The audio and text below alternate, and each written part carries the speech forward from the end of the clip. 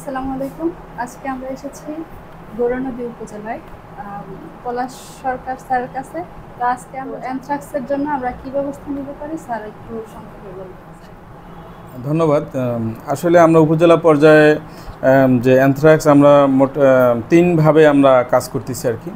যে উপজেলায় আমরা যে উপজেলায় যে সমস্ত কসাই আছে, মানে মাংস বিক্রেতা বা মাংস প্রক্রিয়াকারী যারা আছে, তাদেরকে আমরা ইউনো মহোদয়ের উপস্থিত এবং হচ্ছে যে সাংবাদিক এবং হচ্ছে সুশীল সমাজের যারা প্রতিনিধি আছেন তাদেরকে নিয়ে আমরা একটা সচেতনামূলক সভা করেছি।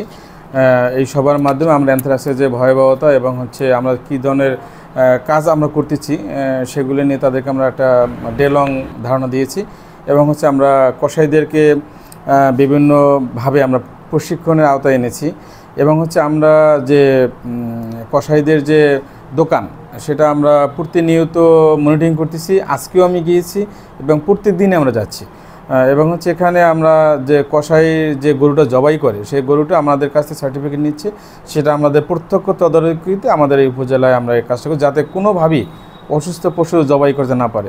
এছাড়া আমরা যেটা করতেছি সেটা হচ্ছে যে আমরা ভ্যাকসিনেশন করতেছি এবং সেখানে ভ্যাকসিনেশন যে ডাটাবেসটা সেটা আমরা রাখতেছি, যে কোথায় কার গরুকে ভ্যাকসিনেশন করতেছি এবং হচ্ছে এটাকে আমরা যে তার মোবাইল নাম্বার সহ আমাদের অফিসে সংরক্ষিত আছে।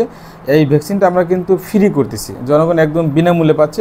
আজকেও আমি 20 কিলোমিটার দূরে ভ্যাকসিনেশন করেছি, একদম বিনামূল্যে ওখানে ভ্যাকসিন করেছি এবং ফ্রি। এটাকে আমরা রিং ভ্যাকসিনেশন বলি। অ্যানথ্রাক্স রোগ আমাদের উপজেলায় দেখা দেয়নি আমরা, কারণ গত বছর প্রপার যথেষ্ট রকম আমরা ভ্যাকসিনেশন করেছি।